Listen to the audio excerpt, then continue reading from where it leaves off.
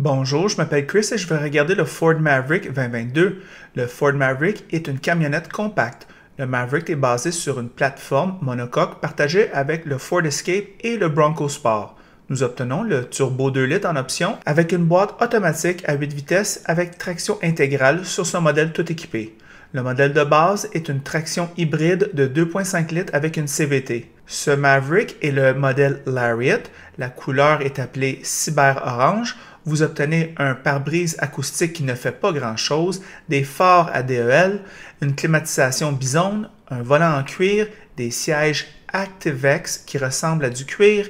Ce modèle dispose d'équipements en option tels que des pneus 235/65 17 pouces et un ensemble tout-terrain FX4, un ensemble de remorquage 4K qui veut dire 4000 livres, des aides à la conduite Ford Copilot 360 et un bedliner, très important.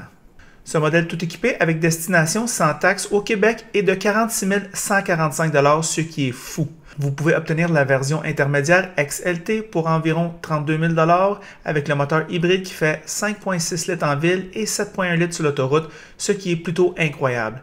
C'est une bien meilleure valeur. Choisissez vos options avec soin, le prix augmente vite. Maverick est tellement charmant, son plus gros défaut est le bruit qu'il fait sur l'autoroute. Ross, qu'est-ce que tu en penses de ce véhicule-là? Ben ici, on a la première génération du Ford Maverick. Et puis, évidemment, on le sait, le constructeur Ford est très focus sur tout ce qui est petits camions, camions légers. Même, il y en a qui l'appellent The Truck Company. Oui. Ce qui fait que ce produit reflète l'ADN de Ford de ce point de vue-là. Non évalué selon l'IDHS pour la cote de sécurité en cas d'accident. La braquette de prix de base, 26 900 $, jusqu'à 35 100 $. Évidemment, il y a des groupes d'options qui se rajoutent.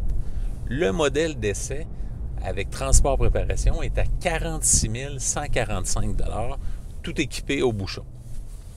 Les pour, nouveau look, nouveau petit véhicule, camion léger chez Ford. Fait que de ce point de vue-là, moi, je trouve que c'est un design intéressant, qui est charmant. Pas trop encombrant aussi, lorsque vous voulez l'aspect un petit peu utilitaire de la chose, sans être trop encombrant. Motorisation hybride de série avec le 2,5 litres. Ici, on a le 2 litres turbo, mais en version 2,5 litres hybride, ça peut être un véhicule très intéressant. Capacité de charge dans la boîte, 680 kg ou si vous préférez, 1500 livres. Quand même.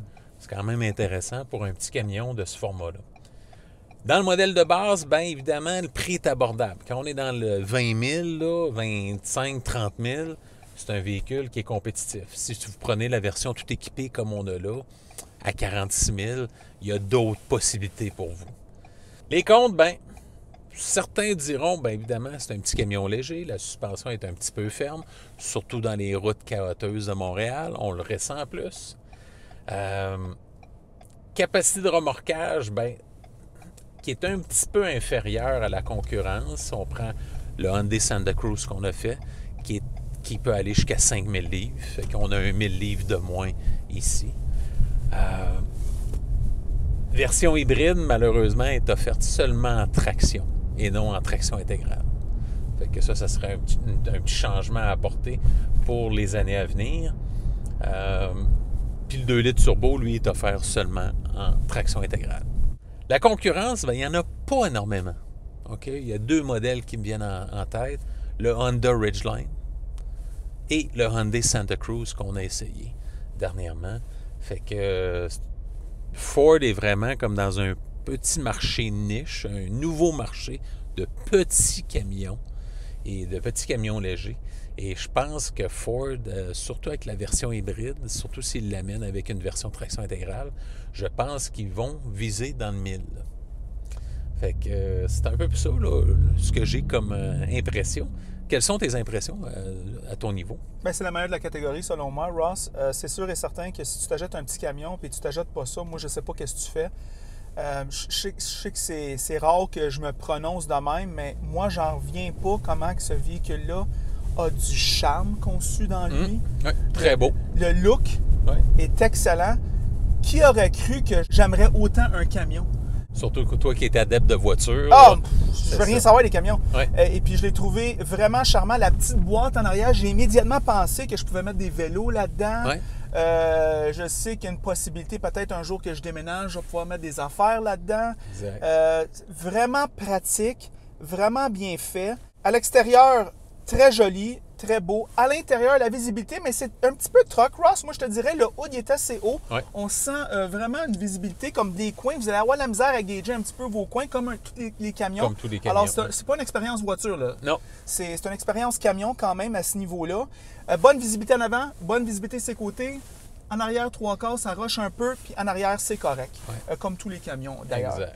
Je te dirais, Ross, que le charme Ford de la simplicité de l'aménagement intérieur. Moi, je te dirais que le Ford Sync, selon moi, c'est un des plus faciles à utiliser dans toute l'industrie. 8 pouces, c'est approprié pour ce prix de véhicule-là, surtout en version de base. Moi, je te dirais que l'aménagement de la climatisation, c'est correct. Tableau de bord, même chose, c'est correct. Facile à utiliser. Le système de son Bang & Olufsen, je l'ai essayé en roulant tantôt. Il va très, très, très, très bien. Pour ce prix-là, on s'attend que ça marche. Ouais, mais ça on marche a le bien. modèle haut de gamme et le système de son haut de gamme pour ce véhicule-là. Exact. Il vient avec. Les bancs sont somme toute confortables. Le cuir est de bonne qualité. Si la forme des bancs peut se traduire sur le modèle de base, moi, je pense que c'est winner. Moi, Ross, je te dirais qu'il y a des matériaux durs, mais ils ont de l'air facile à entretenir. Ouais. Ils reflètent pas bien le soleil. Ça, c'est assez important. Ouais. Et puis, au niveau de la poussière, bien, contrairement au plastique noir piano laqué, le genre qu'on voit souvent avec les voitures, mais ça, on dirait que ça fait moins salissant. Oui, puis probablement facile d'entretien également. Oui. Alors, très beau à ce niveau-là. Ross, assis en avant, j'ai en masse d'espace pour mes jambes. Oui. J'ai en masse d'espace ici, c'est air ouvert. Je me sens juste assez haut pour avoir le sentiment d'être au-dessus du trafic. Exact. Fait que ça, c'est une qualité que beaucoup de gens recherchent chez les petits camions. Tout à fait. Ross, assis en arrière, c'est un petit peu serré. Les racines sous-compactes, ils sortent. Je m'assois derrière moi-même, mais pas plus. La banquette est quand même assez verticale, je te dirais. Fait que moi, je te dirais pas plus qu'une heure et demie en arrière. Pour dépanner. Ross, moi, je te dirais que je suis très satisfait de ce véhicule-là. Pour moi, l'hybride, c'est un winner. Ah oui. C'est sûr que les Québécois, ils ont une tendance vers la traction intégrale, voire ils font un bandage extrême là-dessus. Je dois les comprendre avec nos hivers. Surtout avec un camion. Quand on transpose ça dans un camion, le 4 roues motrices, c'est quasiment un incontournable. On aimerait ça l'avoir. C'est ça. C'est sûr et certain. Alors, à ce niveau-là, je vais donner raison aux auditeurs. Mais néanmoins, pour moi, je pense que la traction, ça va être parfait pour moi à l'hiver. Moi, Ross, je te dis, tu sais toujours que tu aimes un véhicule, il te frappe. Quand tu te fais des petits scénarios, Colin, combien il me coûterait ce véhicule-là? C'est l'effet qui m'a fait, ce véhicule-là. Alors, c'est ça mes pensées. Moi, je le trouve hautement recommandable. C'est sûr que c'est un nouveau véhicule. On ne sait pas à propos de la fiabilité. On ne sait pas ces choses-là. Alors, si vous achetez le véhicule et vous allez le garder pour plus de 10 ans, je ne le sais pas. Ross, qu'est-ce que tu en penses? Bien, évidemment, en location, pas de restrictions. À l'achat, bien évidemment, c'est la première année modèle. Peut-être qu'on peut se garder une petite gêne là, pour l'année 2022. Par contre, quand même, un 2 litres turbo qui est connu dans d'autres véhicules. 2.5 hybride également, qui est connu sur le Ford Escape. Bon point. Ce qui fait que, bon, on est quand même dans un environnement connu. C'est plus au niveau du châssis, des agencements, de la carrosserie, etc. Pour le moment, là, peut-être un petit bémol pour attendre un an.